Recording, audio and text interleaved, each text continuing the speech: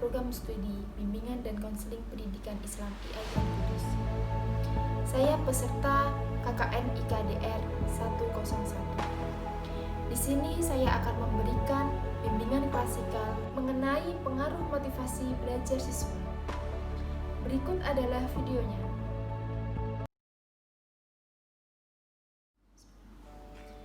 Assalamualaikum warahmatullahi wabarakatuh. Gimana kabar kalian? Alhamdulillah. Semoga tetap dalam lindungan Allah SWT. Oke, kali ini kakak akan melaksanakan layanan bimbingan klasikal yang bertema pengaruh motivasi belajar siswa. Teman-teman, apakah sudah tahu apa itu motivasi belajar siswa? Oke, jika belum, nanti kita akan bahas materinya satu persatu. Menurut kalian, penting nggak sih motivasi itu? Kita akan melaksanakan layanan bimbingan klasikal dengan kurun waktu kurang lebih 45 menit. Sebelum ke materi, alangkah baiknya kita berdoa terlebih dahulu agar kegiatan layanan ini berjalan dengan lancar. Berdoa mulai. Berdoa selesai. Apakah kalian sudah siap untuk menerima materi dari kakak? Oke, sebelum ke materi, kakak mau memberikan ice breaking dulu biar kalian pada semangat. Bisa ikuti kakak. Tepuk semangat. Semangat. Semangat. Oke, sepertinya sudah pada semangat. Langsung saja kita ke materi. Apa sih motivasi itu? Motivasi berasal dari kata more yang artinya mengarahkan. Motivasi adalah suatu energi gerak, pengarah dan memperkuat tingkah laku. Motivasi adalah gejala psikologis dalam bentuk dorongan yang timbul balik pada diri seseorang, baik sadar atau tidak sadar, untuk melakukan suatu tindakan dengan tujuan tertentu. Motivasi adalah suatu perubahan energi di dalam perubahan seseorang yang ditinggal dengan timbulnya aktivitas atau perasaan dan relasi untuk mencapai tujuan.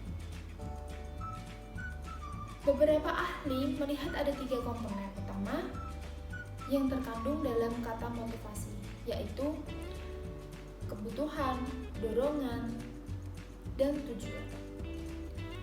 Dorongan dalam hal ini dipahami oleh para ahli sebagai kekuatan mental untuk melakukan kegiatan dalam rangka memenuhi harapan. Artinya, sebagai kekuatan mental, dorongan berorientasi pada penuhan harapan atau penciptaan tujuan. Jadi artinya inti dari motivasi itu keadaan dalam pribadi orang yang mendorong individu untuk melakukan aktivitas tertentu untuk mencapai tujuan. Langsung saja ke jenis-jenis motivasi. Para ahli sepakat mengklasifikasi motivasi ke dalam 2 jenis, yaitu motivasi intrinsik dan motivasi ekstrinsik. Yang pertama yaitu motivasi intrinsik. Motivasi itu adalah hal dan keadaan yang berasal dari dalam diri siswa sendiri yang dapat mendorong melakukan tindakan belajar. Yang intinya itu siswa mempunyai motivasi sendiri dalam dirinya, bukan dari orang lain. Yang kedua, motivasi ekstrinsik adalah hal dan keadaan yang datang dari luar individu siswa yang mendorongnya untuk melakukan kegiatan belajar.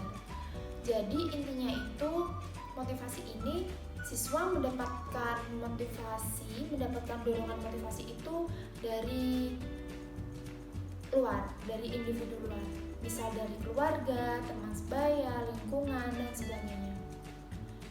Bentuk-bentuk motivasi. Menurut Sudirman AM, ada beberapa bentuk dan cara yang menumbuhkan motivasi, yaitu yang pertama, memberi angka. Apa sih memberi angka itu? Memberi angka ini, angka dalam hal ini merupakan simbol dari nilai kegiatan belajar. Angka-angka yang baik bagi para siswa merupakan motivasi yang sangat kuat. Yang kedua, hadiah. Hadiah dapat sebagai motivasi karena dimana siswa untuk semangat belajar agar mendapatkan hadiah, agar mendapatkan apa yang siswa inginkan. Yang selanjutnya, saingan atau kompetensi. Saingan atau kompetensi dapat digunakan sebagai alat motivasi untuk mendorong belajar siswa. Persiapan individual maupun persaingan kelompok dapat meninggalkan prestasi belajar siswa. Yang selanjutnya, harga diri. Membutuhkan kesadaran kepada siswa agar merasa kepentingan tugas dan menerimanya sebagai tantangan, sehingga bekerja keras dengan mempertahankan harga dirinya adalah salah satu bentuk motivasi yang cukup penting. Seorang akan berusaha dengan sigap, tenang, untuk memacu prestasi yang baik dengan menjaga harga dirinya. Yang selanjutnya yaitu menilai ulangan. Para siswa akan menjaga giat belajarnya kalau mengetahui akan adanya ulangan. Oleh karena itu, memberi ulangan itu juga merupakan saran motivasi. Yang selanjutnya yaitu mengetahui hasil. Dengan mengetahui hasil pelajaran, apalagi kalau terjadi kemajuan, akan mendorong siswa untuk lebih giat belajar. Semakin mengetahui grafik hasil belajar meningkat, maka akan ada motivasi pada diri siswa untuk belajar terus-menerus dengan harapan-harapan hasilnya terus meningkat. Yang selanjutnya, pujian. Apabila ada siswa sukses atau berhasil menyelesaikan tugasnya dengan baik, perlu diberikan pujian. Pujian ini adalah bentuk reinforcement yang positif sekaligus merupakan motivasi. Yang selanjutnya yaitu hukuman. Hukuman sebagai reinforcement yang negatif, tetapi kalau diberikan secara tepat dan bijak akan menjadikan alat motivasi.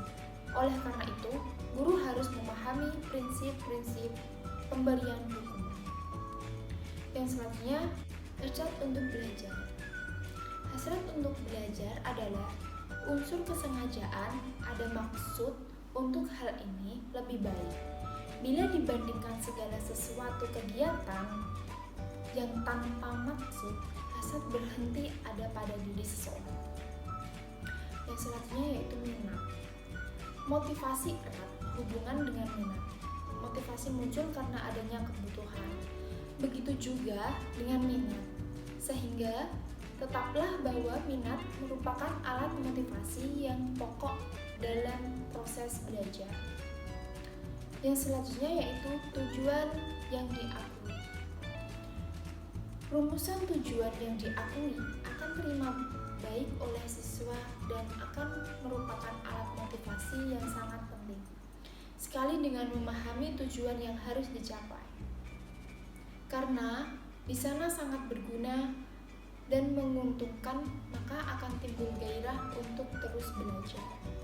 Guru mengembangkan dan mengarahkan hingga dapat melahirkan hasil belajar yang bermakna. Oke, itu tadi bentuk-bentuk motivasi belajar. Selanjutnya yaitu pengaruh motivasi belajar. Faktor-faktor yang mempengaruhi belajar adalah yang pertama itu cita-cita atau aspirasi jiwa. Yang kedua, kemampuan siswa. Yang ketiga, kondisi siswa. Yang keempat, kondisi lingkungan siswa.